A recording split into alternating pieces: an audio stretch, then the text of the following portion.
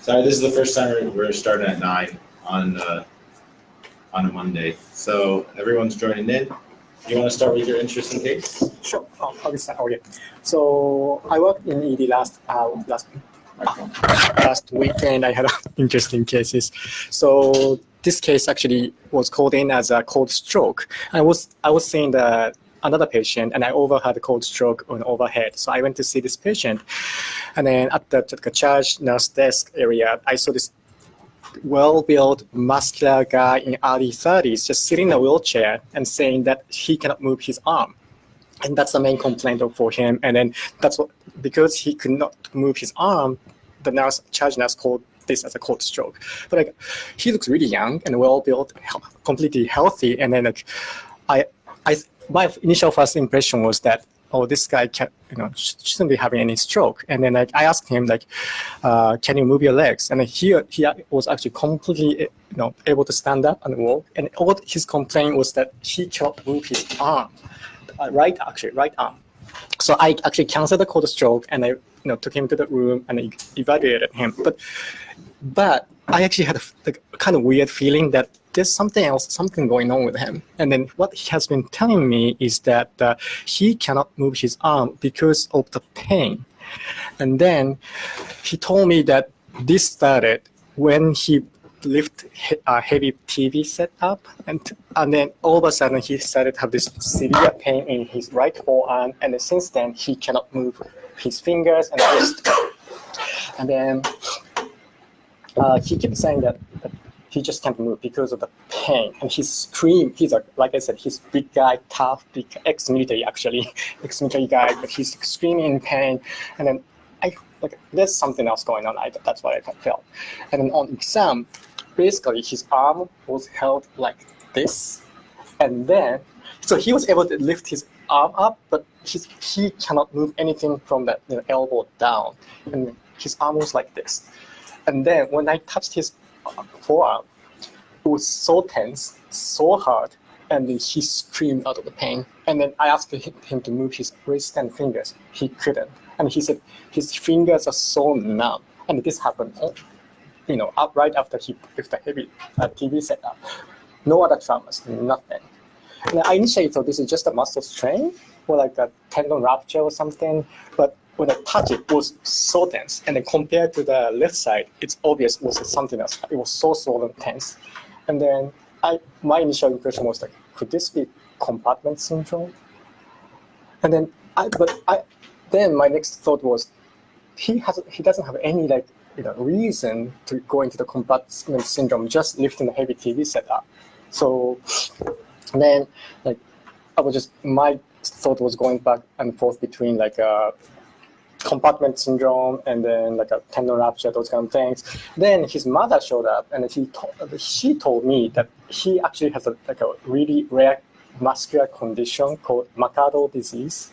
Have you ever heard of that? Makado? Yeah. It's when I heard about that, I was like, Makado. I read it in the textbook. Right, yeah, that's exactly what I said.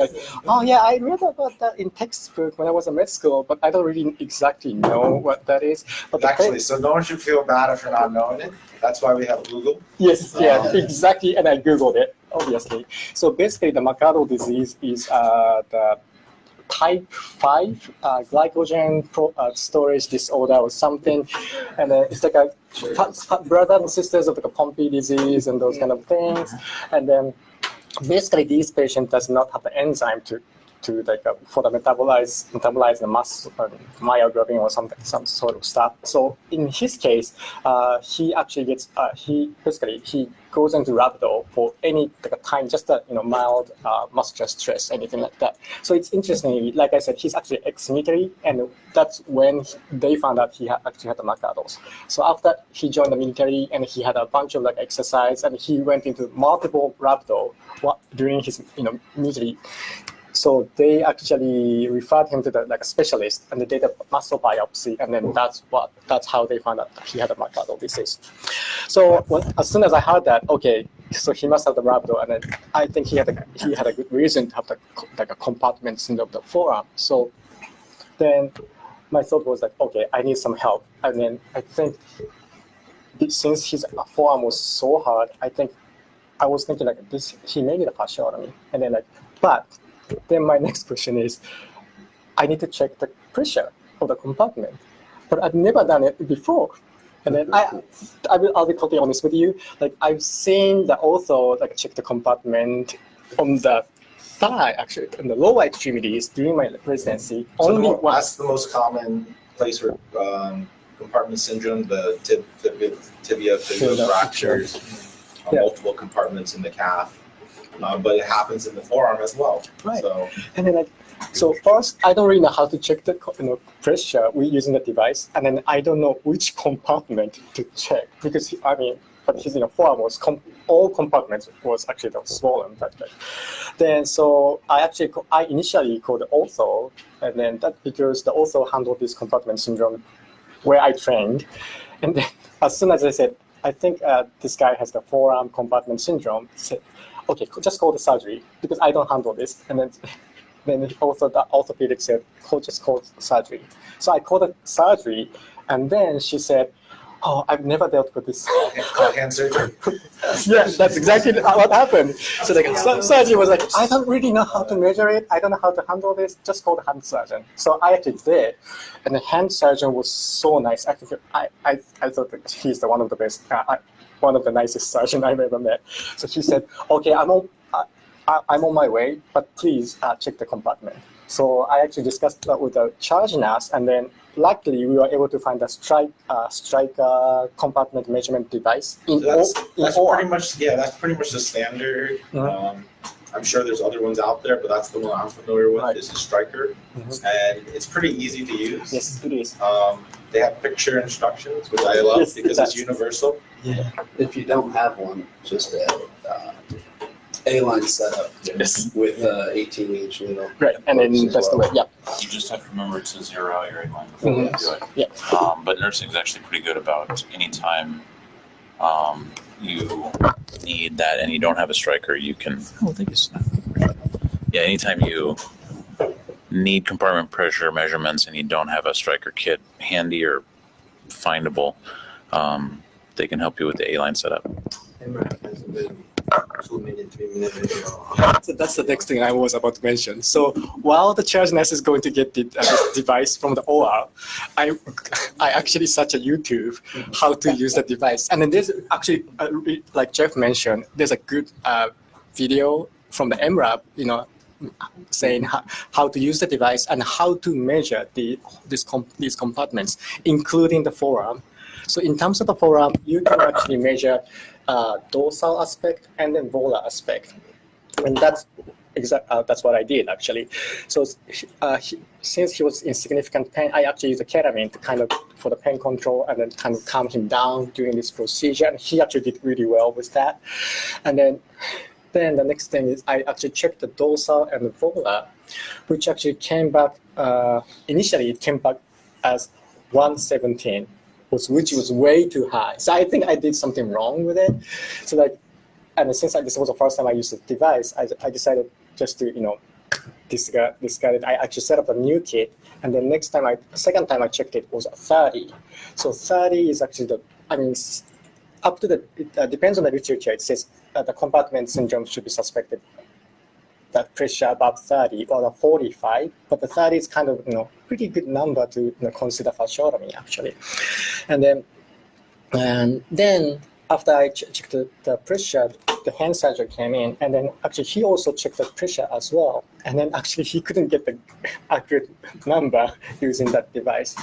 But what he said was that since he obviously was tense, and then he had a paresthesia, pain out of proportion. He did have a good circulation, but he had the paralysis as well. So 3 Ps out of 5 Ps, the famous Ps, for the compartment syndrome. So he actually clinically diagnosed this as a compartment syndrome.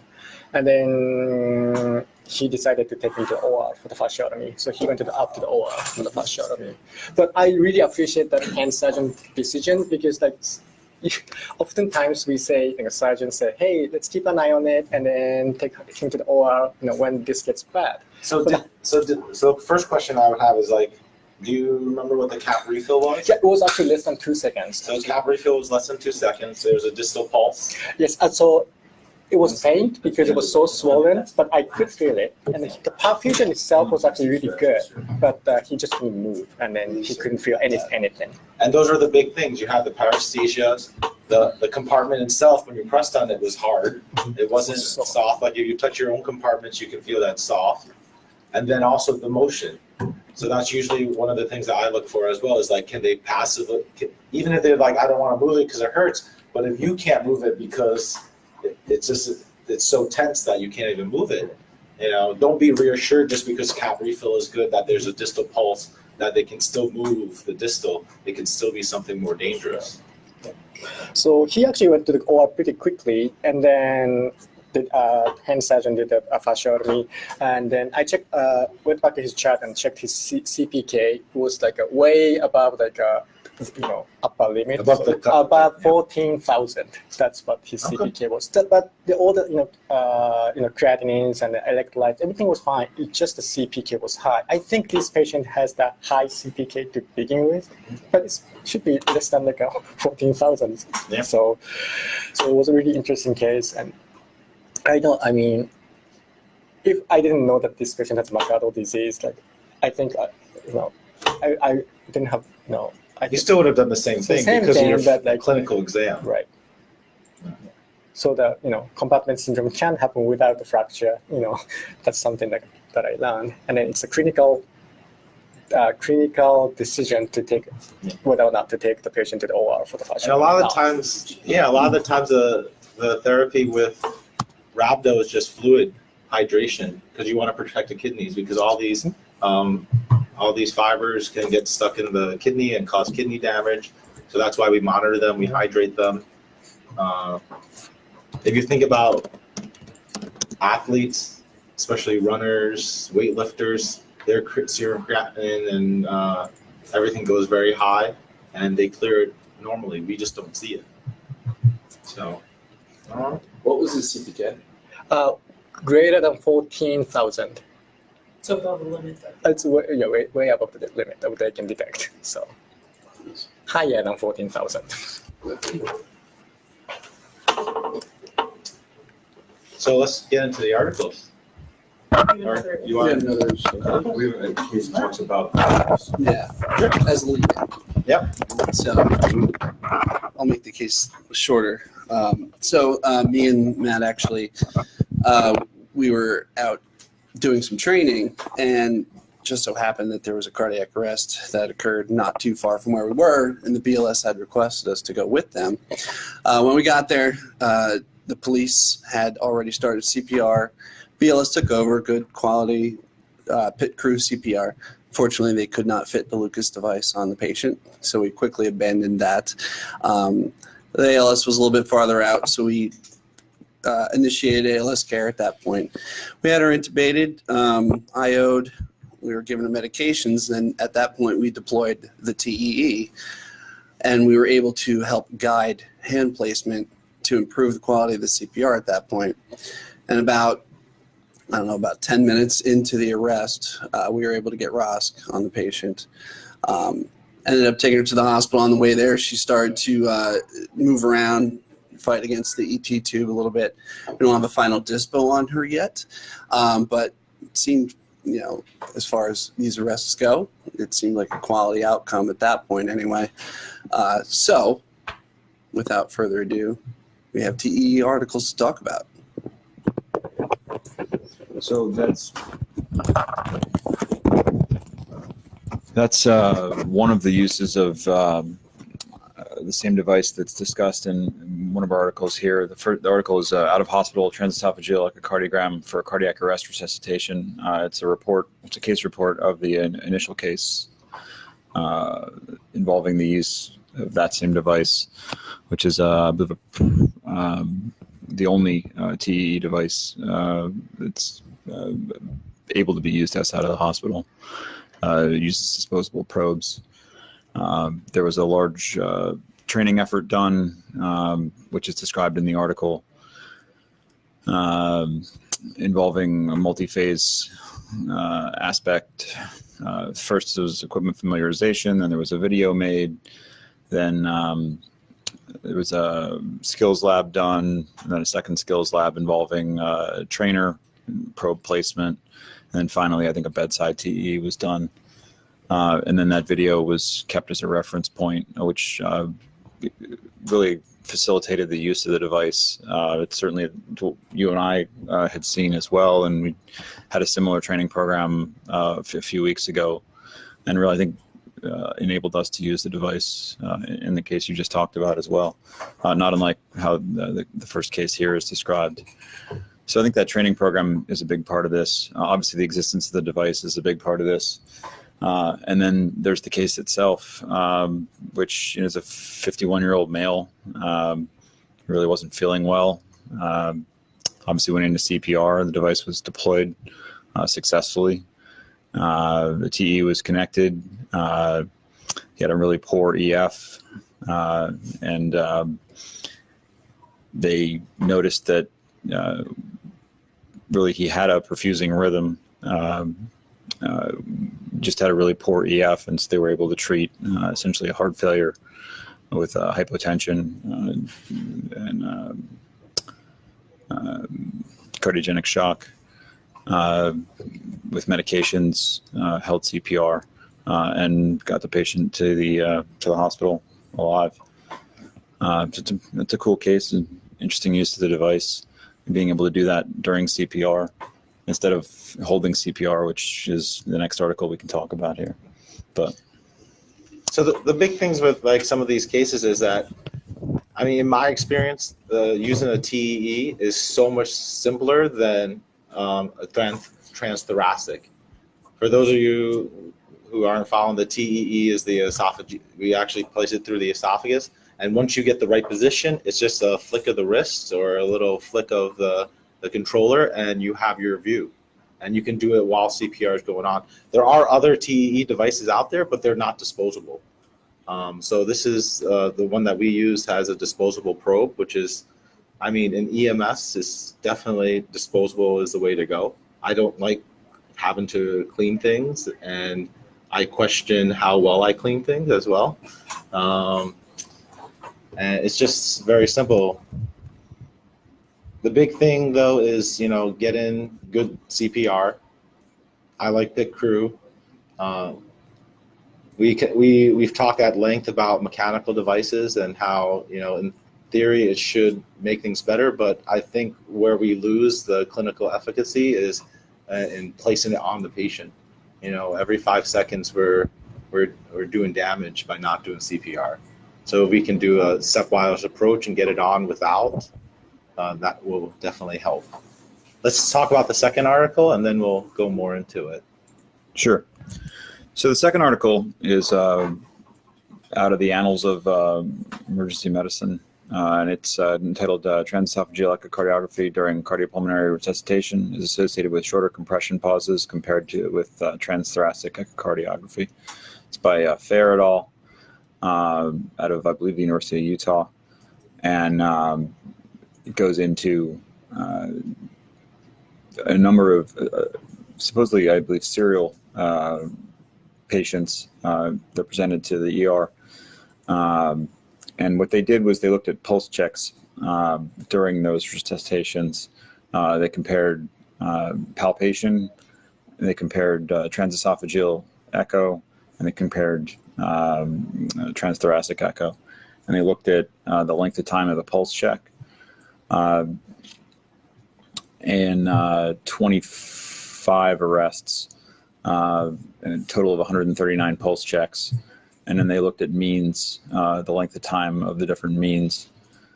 They had some problems with their statistics relative to having enough meaningful information to truly achieve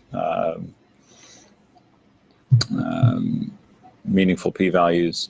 So they had a trend with the TE, the trend being much lower, the TTE having a higher mean, but they're still crossing one another. And then, of course, palpation being a little lower as well. I'll get you some hard numbers here in a second.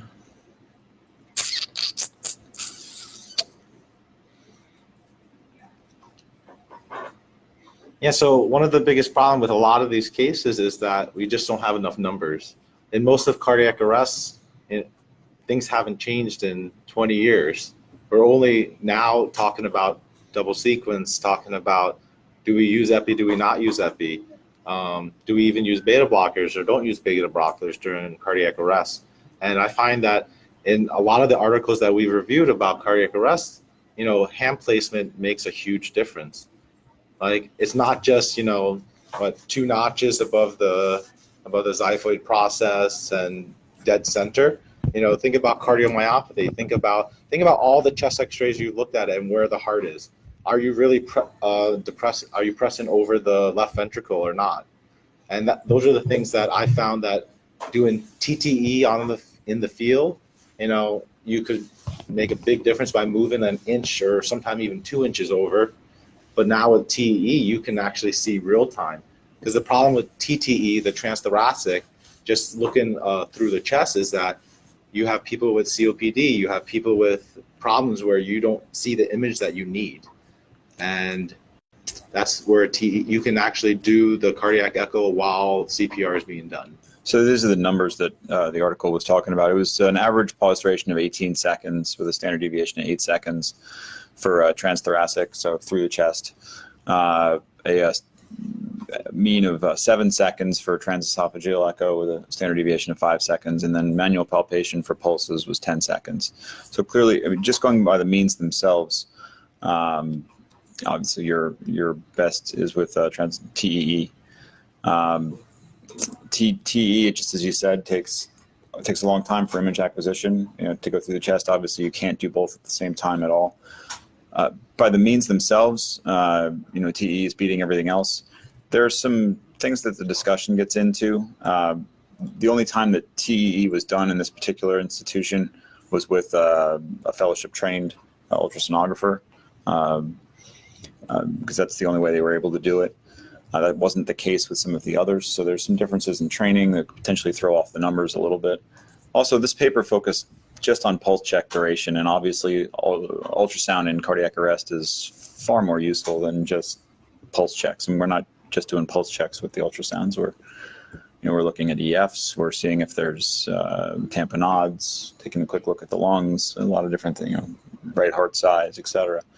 I mean, I would even think, like, if you're doing a TEE during cardiac arrest, do you even need a pulse check? That's a really great question. Yeah.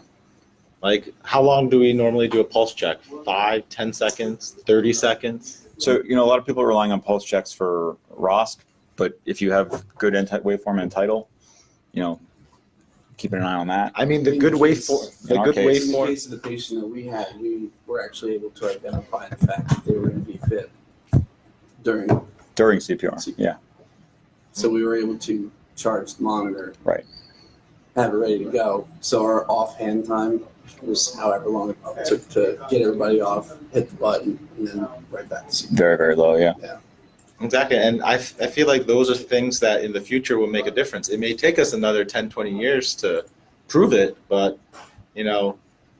decrease in downtime, decrease in loss of perfusion time or hypoperfusion. If while you're looking at the heart, you can see if there's contraction or not. A lot of people have been putting A lines in as part of their cardiac arrest protocol. I mean, I have as well. And why do I need to do a pulse check when I can see if there's an arterial flow or not? That's my standard. Yeah. For You all know, arrests. I really like Because them as well for for taking the eye out me- of the ball in cardiac arrest. Yeah. Think about like the first couple of times you did a cardiac arrest. Are you feeling their pulse or are you feeling your pulse? And then also if their blood pressure is so low, are you occluding the vessel? You're pushing so hard trying to find this pulse. Are you just not seeing it? Some people have advocated for doing like kind of like a pulse Doppler. But are you acquiring the pulse during CPR so that you at least know you're over the vessel before you pause? And then again, you're using the probe. Are you pressing that probe so deep into their groin or wherever you're looking for that pulse that you're not seeing it? Just the last thing I was going to say on the article, just by far for me, the most informative thing is figure 3 in the article, which goes into the 25 arrests and shows you kind of how many of each types of events happened in the different arrests. There were really only 2 arrests that had both TEE and TTE. So from a statistics and comparing things directly, the article has some real limitations, but I think the most important thing is the discussion that it talks about, and showing the use of TEE. And it's hard to argue with the trends and the means. Certainly I think it bears out most people's experience, either out of the hospital in our case or wherever you are. The problem right now is that TEE isn't even widely out there in emergency rooms, let alone the pre-hospital setting. And it's the same for regular ultrasound. It's not every ER has it, and not every pre-hospital provider has it. And as we start rolling these technology out and get the price down, and that's the big thing, is cost prohibitive to have this on every vehicle, to have this on every cardiac arrest, it will make a difference. I think one of the other things that is sort of prohibitive about it is the weightiness of the esophageal ultrasound machine itself. Hopefully, if we could get a more portable device, I think that would improve our ability to use it in the field as well. From my understanding, that's in the works, and I think the best example of that is defibrillators. If you look at the defibrillators of the 70s, they took up half the back of the truck. Plus the car battery. Plus the exactly. I mean, right? Yeah, 100%. I mean, so, it was very good to hold the door open. And wind up the generator. Yeah. On a separate discussion, do you guys see any other further uses in the future, 2, 3, 4 years from now, of TE in the field? I have something in mind. So in ASAP Now, there was an article that talked about the use of ultrasound during cardiac arrest, and this was actually transthoracic using a cardiac probe, the phaser A probe. But they did talk about the fact that when looking for cardiac effusions, or when looking for right heart strain, or when looking for any sort of cardiac activity like defib or ROSC, that you wanted to do that quickly to eliminate interruptions and compressions. If you could look for those things and continue compressions, that would be a huge advantage. Let me bring it up because I had, a couple months ago, we went to a cardiac arrest. A person that felt short of breath and then all of a sudden collapsed on cardiac arrest. We did compressions, we did something to TV, we were unsuccessful, and then the patient ended up having TE. So that's what the discussion you are able to do and see right heart strain, even though there's also that discussion in regards to many people are going to have prior to evaluation, and that doesn't mean that they have PE. But the other question that it brings up is, are we going to do TPA in the field, and if that's unsuccessful, we then call it in the field, that we put it in. But So I think there's a lot of parallels to that, though, in terms of what we do in the ER right now. You're not running those people through a head CT if they're in cardiac arrest. Huge right heart strain with a decent story, you're pushing the TPA, at least in a lot of the settings that I've seen. You got those. So, it's a rare setting, that you get a large dilated RV and a cardiac arrest, and you're able to figure that out, and you get some sort of corroboration with something. But it does happen.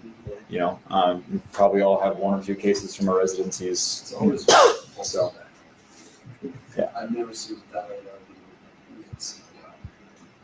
Even on somebody that once we got ROSC, we were able to see that.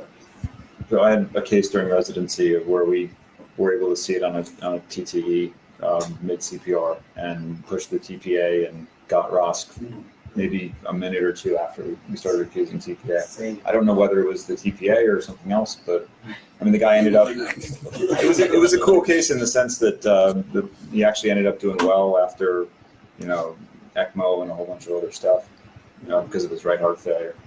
But so it was a neat save.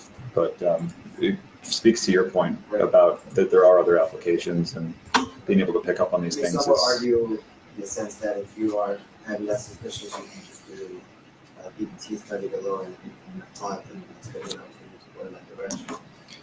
This is a very out there indication, but there are other, so for example, frostbite, there's a discussion about using TPA in the field in severe frostbite without doing head CTs. You're not carting a head CT scan to the wilderness environment. Once again, it's a pretty out there indication, and some people argue not ready for prime time, but there's other discussions about it.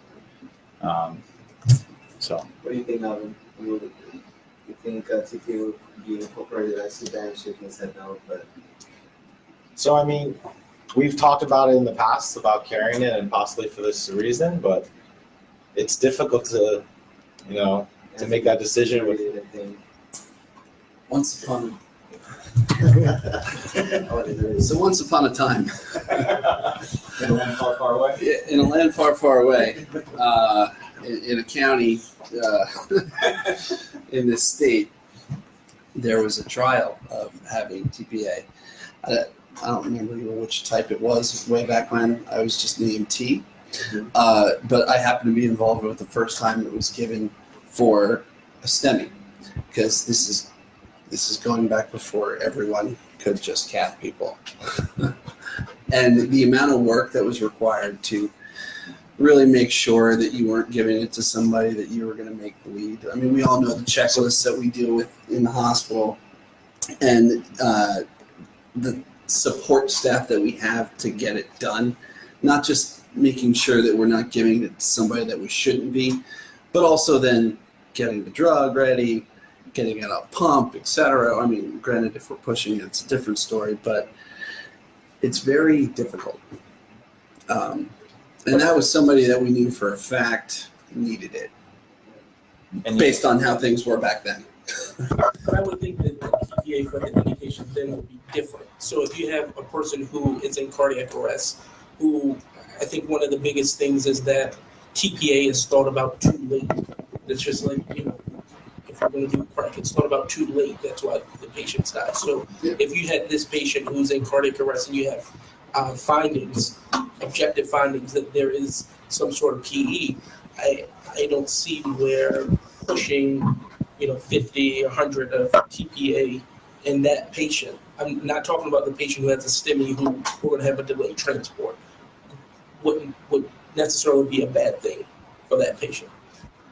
I think really specific guidelines being cardiac arrest would be the biggest thing for that, and not for strokes or STEMIs or whatever. So there are units out there which are mobile stroke units where they have a CT. They carry a CT machine around with them. Right. Capital But that would Health be has one. complete. That would again would be something Area. different. Like if your focus is strokes, or if your focus is a mobile STEMI unit, then you should be an expert mixing. I mean, mixing the drug in itself is probably one of the most complicated things from nursing. If you shake it, you have to swirl it. If it foams up, Which is there's a lot of right, which pre-hospitally becomes Exactly. difficult, right, because you know how to do that. right, I know how to do that. Does everybody know how to do that?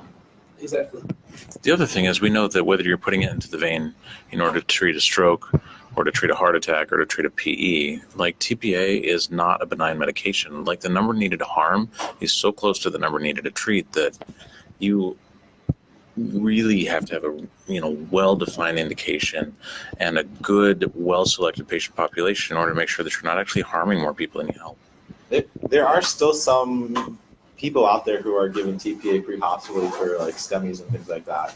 But those are like ST elevations. They're 45 minutes to over an hour away from a STEMI center or even just a hospital, let alone a STEMI center. Sometimes they're pushing TPA and calling a helicopter, things like that. So things to think about. Want to do one more article? I got one. So let me pull it up here real quick. So I have a Association of Patient Age with First Pass Success in Out-of-Hospital Advanced Airway Management. This is an article that is coming out of, let me make sure I got this all correct, the University of Texas Health Science Center in San Antonio and Houston. This was an interesting study. It was a retrospective chart review that looked at, they used the Nemesis database, which is a pretty comprehensive database looking at intubations throughout the country. They looked at patients less than 100 years old.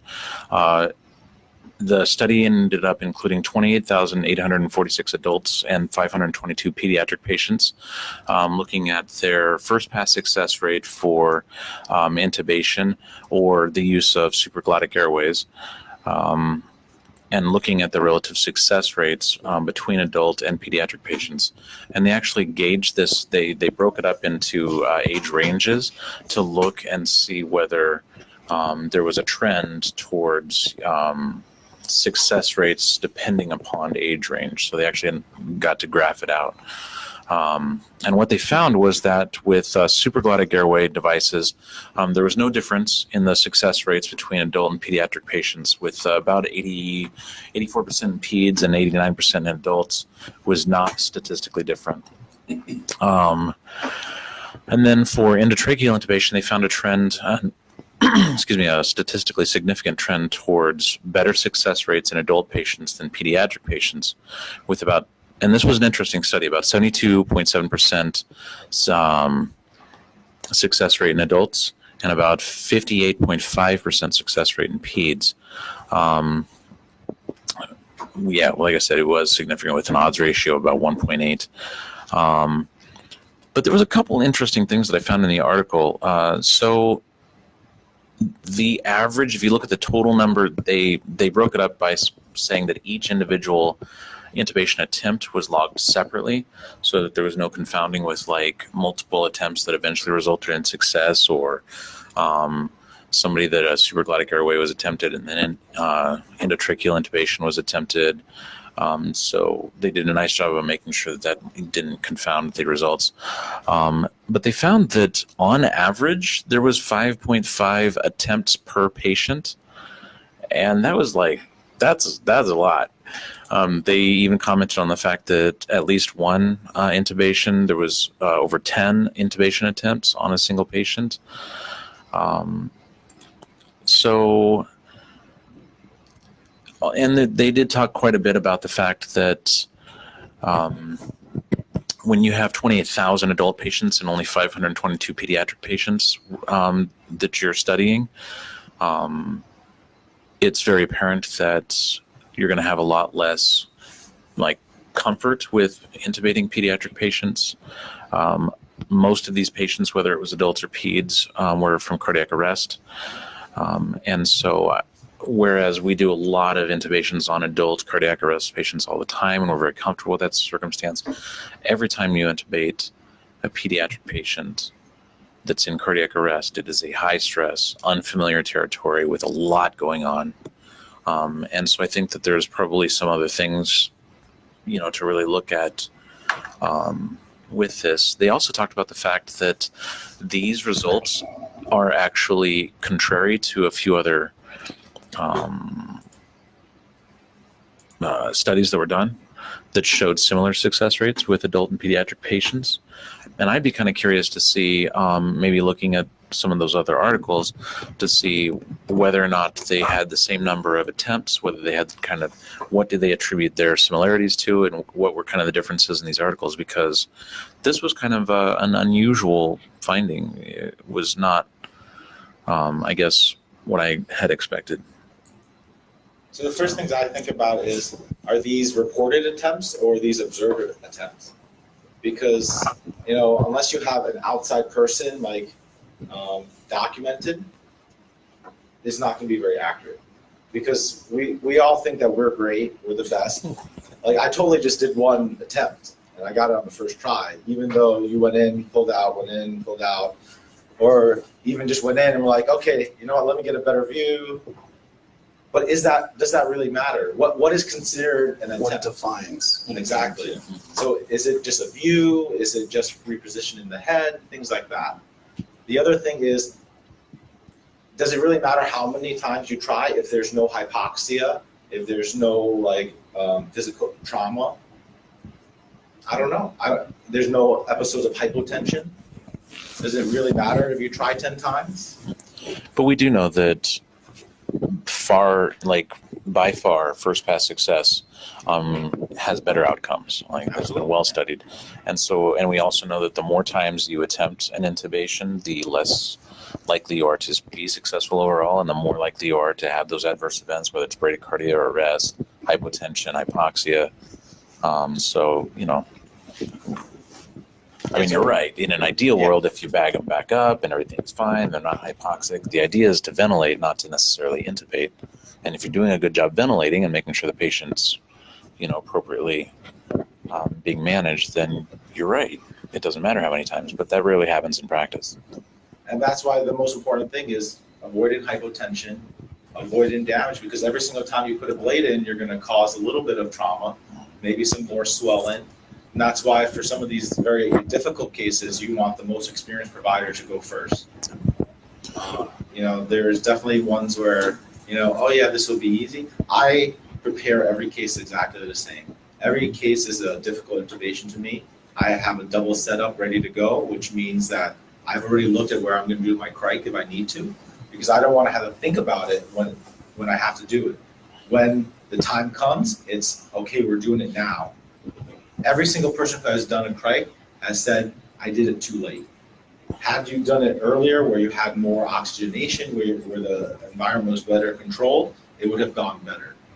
Same thing with the intubation. What is your backup? It's not, what do I do if this doesn't happen? It's what I do when this doesn't work. And that's the big thing.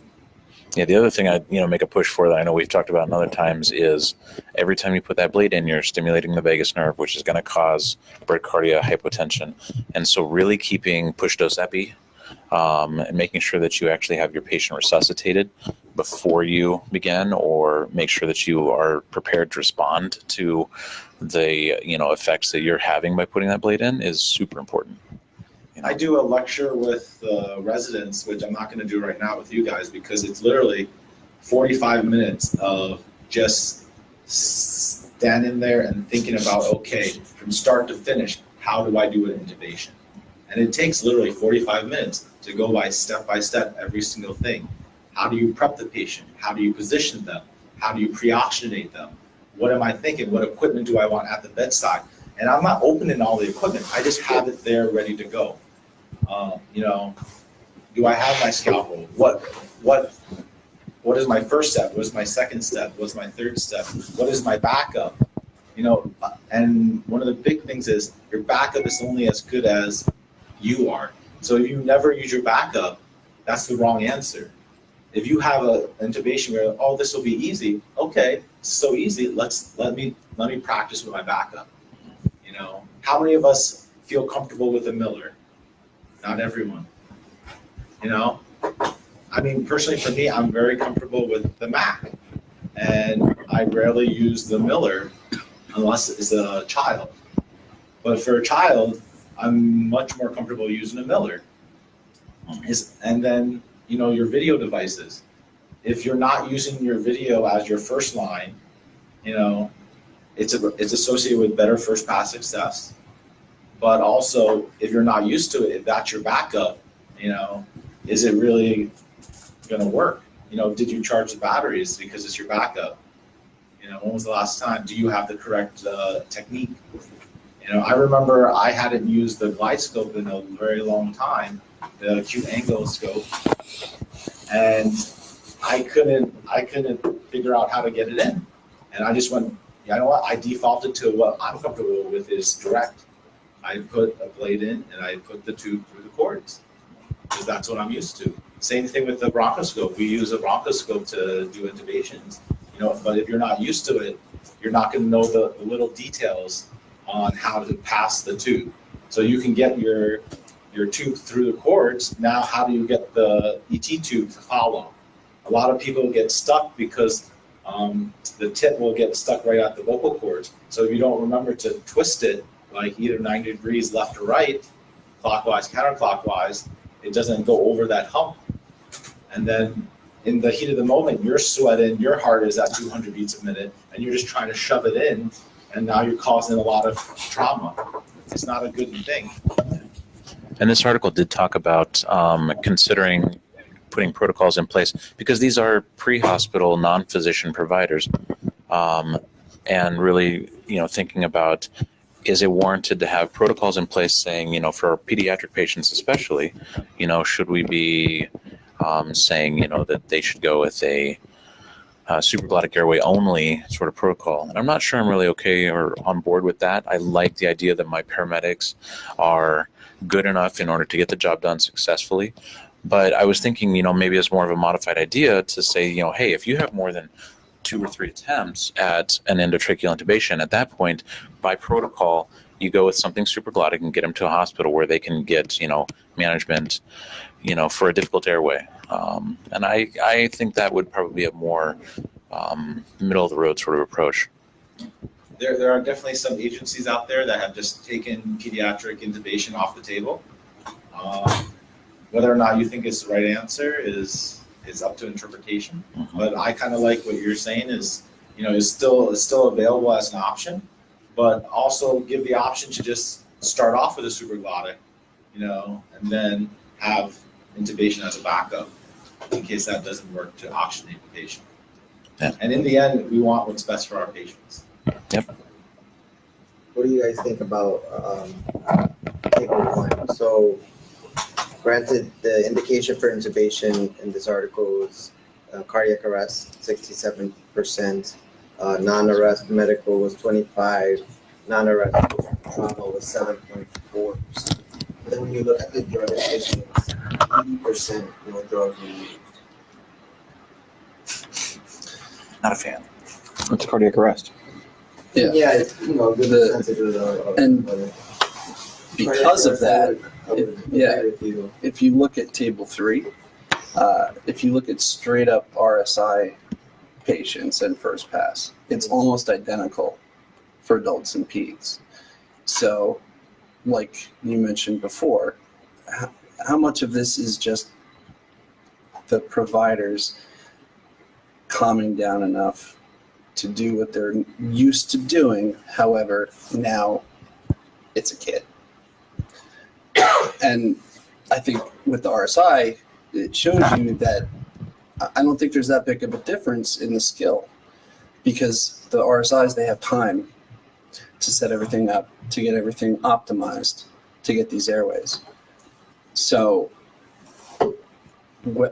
unfortunately, the question becomes, how do you improve that in the pediatric arrests, shall we say, because I'm assuming most of the other ones are that. And that's tough to do. We all have seen the way pediatric supplies sometimes are, and obviously not used very often by any of the pre-hospital providers. So is it something where additional training, like not even, I don't mean going to the OR to do these, but pulling out the pediatric equipment more often, knowing where all your tubes are, knowing your size, making sure there's a Brazo tape so you got the right stuff right off the bat. Maybe that's more of the solution to these problems. I don't know the answer to that, but it's interesting though that with medication assist, there's virtually no difference.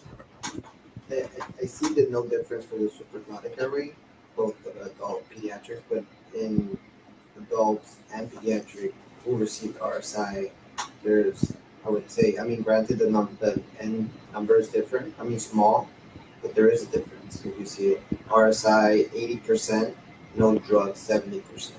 The N is 11, 16,000 compared to 3,000 for adults, and then 200, 400, 56%. I'm just saying RSI alone. Yeah.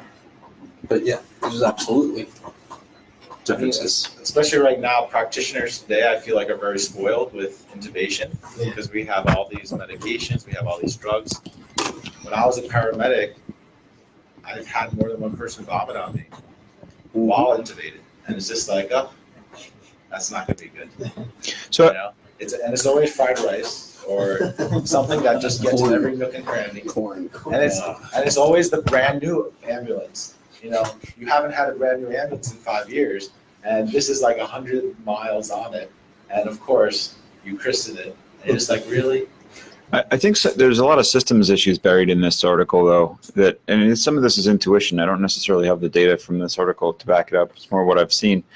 I mean, I think the RSI comparison is an interesting one because there are very few systems that will allow the paramedics to RSI children. It depends what you define as children, but all ages especially. And so, you're probably comparing a system that does a fair bit of training and has a much higher comfort level with intubation when you're looking at the RSI to RSI comparisons than you are against all intubations or other things like that. Across the country, there's huge systems issues with this. Deployment of paramedics, we often talk about how New Jersey is somewhat unique. The 2 paramedics on scene at all times and the very low numbers of paramedics, very, very high numbers of intubations. Almost all of the New Jersey programs allow RSI, and they're doing it almost every week. So each paramedic on an annual basis has a large number of intubations as compared to some of the systems that, particularly the fire-based systems that have very, very low numbers, of intubations. So there's huge systems issues built into this. And, I think as a medical director or as, just as an interested observer or as a paramedic, you have to take a look at it and ask yourself, what are we actually able to do? What's my actual skill level? What's my actual comfort level as a system, as an individual provider, whatever it is, and do what makes sense for the patient in that environment. I think one of the biggest problems with this stuff, and you kind of hear about these arguments in the background, is trying to take an article like this and apply it to your setting. It may or may not make a lot of sense to do so, because, and it is interesting to look at population-based statistics, like this, based larger databases, but it's also very, very hard to apply those. Specifically, you really have to look at your system's data, how many paramedics, how many intubations, how comfortable are they, if they actually dose the meds properly, all that kind of stuff before you can actually make, legitimate decisions about your patient care. So. And just like most things, when you do your refreshers, when you do your annual training, you focus on the stuff that's high stress, low occurrences, but you have to be ready to deal with. Because we all do cardiac arrest all the time in adults. We do difficulty breathing, but every agency is going to be different. So what are the things that you guys don't see in your agency that you should train on? We all see chest pain all the time, abdominal pain. All right. Yeah. So I think that's it for Journal Club this week. We're gonna wrap it up in just a second. Let me just take a look at the calendar. Next week we're gonna be at Trinitas on Wednesday, 1 o'clock, and we may or may not do Monday at 9 a.m. as well. All right. So see you guys next week.